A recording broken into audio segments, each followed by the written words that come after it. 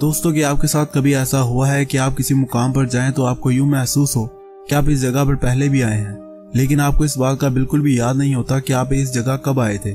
या फिर आप अपने दोस्तों के दरमियान बैठकर बातें कर रहे हो कि अचानक आपके जहन में ये ख्याल आए कि आपने ये बातें पहले भी की हैं, मगर यहाँ भी आपको याद नहीं आता कि आपने ये बातें कब की थी। इस दौरान आपको कुछ लम्हात के लिए ऐसा महसूस होता है कि जो चीज़ आप कर रहे हैं या जो कुछ आप देख रहे हैं वो चीज़ें आपने पहले भी देखी या सुनी हैं। वही अशिया, वही काम, वही चेहरे जो कि ख्वाब थे, लेकिन अचानक आपके ख्वाब से निकलकर वो आपके सामने आकर खड़े हो गए हैं। इस वक्त आपको काफ़ी ज़्यादा हैरानी होती होगी कि आखिर ये कैसे हो सकता है। ये सब बातें जो हमने आपको बताई हैं, अगर ये सब आपके साथ हो रही हैं तो आपको फिक्र करने की कोई ज़रूरत नहीं है, क्योंकि आप इस दुनिया में कोई वाहिद ऐसे इंसान नहीं है जिन्हें इस तरह चीज़ें महसूस होती हैं। आपको शायद ये जानकर हैरानी होगी कि दुनिया में मौजूद 80% इंसानों ने इस चीज़ को महसूस किया है। इस चीज़ को माहिरीन ने डेजा वू का नाम दिया है। आज की इस वीडियो में हम आपको इसी डेजा वू के बारे में बताएंगे कि ये क्या चीज़ है, ये किस तरह काम करती है। लेकिन इससे पहले इस वीडियो को लाइक कर दें और हमारे चैनल को सब्सक्राइब भी कर दें ताकि आपको हमारी हर नई आने वाली वीडियो का नोटिफिकेशन मिलता रहे। दोस्तों, सबसे पहले बात करते हैं डेजा वू नामी इस लफ्ज़ की। ये लफ्ज़ दरअसल फ्रेंच ज़बान का है जिसका मतलब ऑलरेडी सीन है, यानी पहले से देखा हुआ।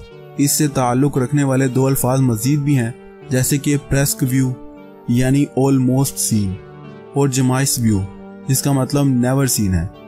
तो सब बात करते हैं कि आखिर डेजा वू होता क्या है। लेकिन इससे पहले हम आपको बता दें कि डेजा वू कोई जहनी बीमारी नहीं है। ये महज एक जहनी सूरत हाल है जिससे दुनिया की आबादी का ज़्यादातर हिस्सा अपनी ज़िंदगी में महसूस करता है, जो कि शायद आप में से कई अफराद को भी महसूस हुआ ही होगा। डेजा वू को अगर आम अल्फाज में समझाएं तो इसका मतलब होता है पहले से देखा हुआ। जैसे कि ये अपने नाम से भी ज़ाहिर कर रहा है, डेजा वू इंसान के दिमाग को ये सोचने पर मजबूर कर देता है कि जो कुछ वो कर रहा है, बोल रहा है या किसी मुकाम पर खड़ा है, वो ये सब चीज़ें पहले भी कर चुका है। डेजा वू का ये एहसास इस कदर ताकतवर होता है कि हमारा दिमाग ये सोचने पर मजबूर हो जाता है कि क्या वाकई में हमारे साथ पहले ऐसा हुआ है या नहीं। Rebirth theory. नाज़रीन, अब शायद आप अफराद के जहन में ये सवाल आ रहा होगा कि आखिर ये डेजा वू होता क्या है। इस सवाल का जवाब हासिल करने के लिए माहिरीन ने हज़ारों थ्योरीज और सालों की तहकीकात का सहारा लिया है, जिनमें से कुछ थ्योरीज तो बिल्कुल ही अकल से बालातर होती हैं। जैसे कि कुछ अफराद डेजा वू की सूरत हाल या एहसास को पिछली जिंदगी यानी रीबर्थ से जोड़ रहे होते हैं। डेजा वू के बारे में इन चंद अफराद का कहना है कि इस हालत में हम जो महसूस करते हैं वो हमारी पिछली जिंदगी की यादें होती हैं, जो कि मरने के बाद दोबारा पैदा होकर भी हमारा पीछा नहीं छोड़ती। ये यादें अचानक हमारे दिमाग के लाशऊरी हिस्से में दाखिल हो जाती हैं। इस थ्योरी के मानने वाले अफराद के मुताबिक जब इंसान पिछली जिंदगी में मरकर दोबारा पैदा होता है तो इसकी पहली जिंदगी की कुछ यादें इसके दिमाग के किसी हिस्से में जमा हो जाती हैं, जो कि डेजा वू की शक्ल अख्तियार करके बाहर आ जाती हैं। साइंसदानों और माहिर नफ्सियात के नज़दीक इस थ्योरी की कोई हकीकत मौजूद नहीं है, इसलिए इसे रद्द कर दिया गया। आपकी इस थ्योरी के बारे में क्या राय है, नीचे कमेंट बॉक्स में लाजमी बताइएगा। Dream based theory. दोस्तों, अब बात करते हैं ड्रीम बेस्ड थ्योरी की, यानी ख्वाबों की मदद से डेजा वू के बारे में जानने की कोशिशें की गई हैं। इस थ्योरी के मुताबिक डेजा वू हमारे ख्वाबों की वजह से होते हैं। जैसे कि हम सोने से पहले अपने दिमाग में काफ़ी चीज़ों के मुतालिक सोच रहे होते हैं, तो माहिरीन के मुताबिक इस बात के मुकम्मल चांसेस होते हैं कि सोने से पहले आप जिस चीज़ के बारे में सोच रहे होंगे वही चीज़ आपके ख्वाबों में भी आएगी। और यहाँ भी सोने से पहले हम जिन अशिया के बारे में सोच रहे होते हैं इनका बिलवास्ता या बिला वास्ता ताल्लुक हमारी ज़िंदगी से ज़रूर होता है।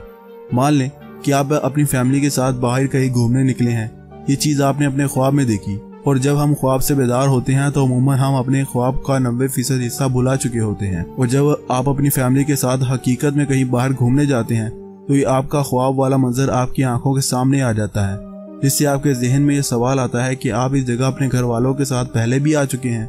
लेकिन वो हकीकत नहीं होती, बल्कि आपके दिमाग का सोचा गया और आपको दिखाया गया ख्याल या ख्वाब ही होता है, क्योंकि हमें इसके बारे में ठीक से याद नहीं होता कि हम पहले से इस जगह अपने घर वालों के साथ कब आए थे।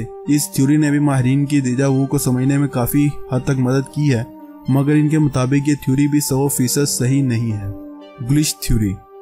दोस्तों, अब बारी आती है डेजा वू को समझने के लिए इस्तेमाल होने वाली ग्लिच थ्योरी की। ग्लिच थ्योरी के बारे में हम आपको बता देंगे, काफी हद तक दिमाग चकरा देने वाली थ्योरी है, क्योंकि ये थ्योरी काफी ज्यादा पेचीदा है। इसलिए हम आपको इस ग्लिच थ्योरी को आसान अल्फाज में समझाने की कोशिश करते हैं।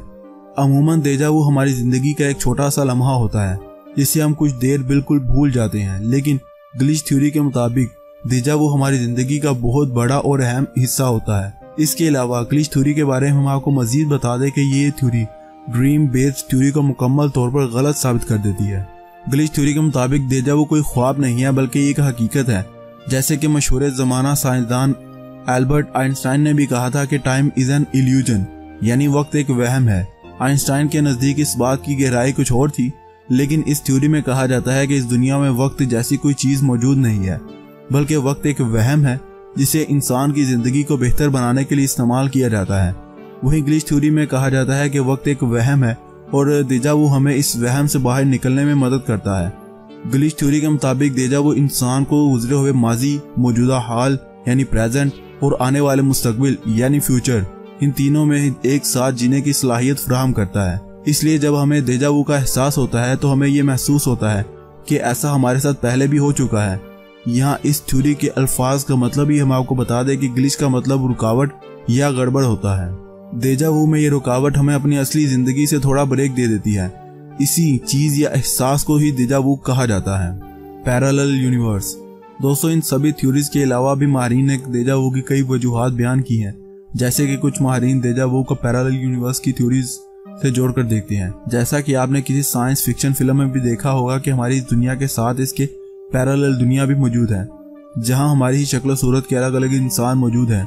साइंसदानों के मुताबिक पैरेलल यूनिवर्स में हमारे हम शक्ल इंसान जो करते हैं, इनका कहीं ना कहीं हमारे दिमाग से ताल्लुक होता है, जिसकी वजह से इनके किए हुए काम हमें नजर आते हैं। जबकि दूसरी जानिब कुछ माहिरीन देजा वू को हवाई मखलूक यानी जिन भूतों के साथ जोड़ते हैं कि ये हवाई मखलूकात हमें आने वाले कल की झलकियां दिखाती हैं। वही काफी अफराद देजा वू को इंसान की छठी हिस्से भी जोड़कर देखते हैं। साइकोलॉजी बिहाइंड देजा वू। दोस्तों, पहले हमने जितनी भी बातें और थ्योरीज आपको बताई वो सभी साइंस के नुक्ता नज़र से थी, लेकिन अब हम आपको इल्म नफ्सियात यानी साइकोलॉजी के नुक्ता नज़र से आपको बताएंगे कि आखिर देजा वू किसे कहते हैं।